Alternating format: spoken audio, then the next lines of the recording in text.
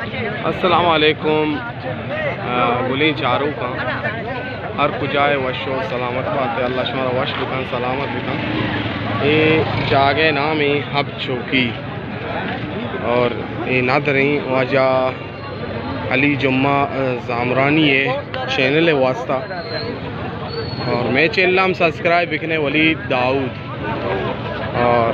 हमारा ये बड़े अंदाज है यानी बलूचिस्तान है हालाती चीज़ें बीतते माशमार सरपदी दी ये इधर बलूच मरी रिंद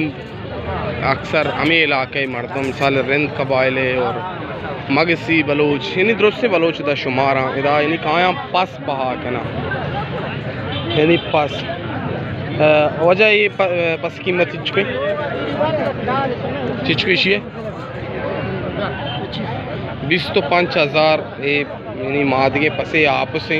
20,000 इसका कितना 28,000 28,000 ये वजह ये पस की कीमत 20,000 है और ये शेने का मिसाल है शेने के नहीं शौके शेने का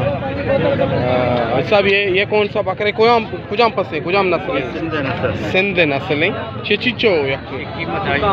18,000 ये वजह 18,000 है और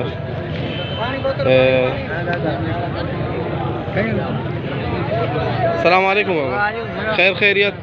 ये चिचको है की वजह ये 5,000 है माशाल्लाह 5,000 है ये की कीमत है इधर शोर वार वड़े पास 10 कपी अस्सलाम वालेकुम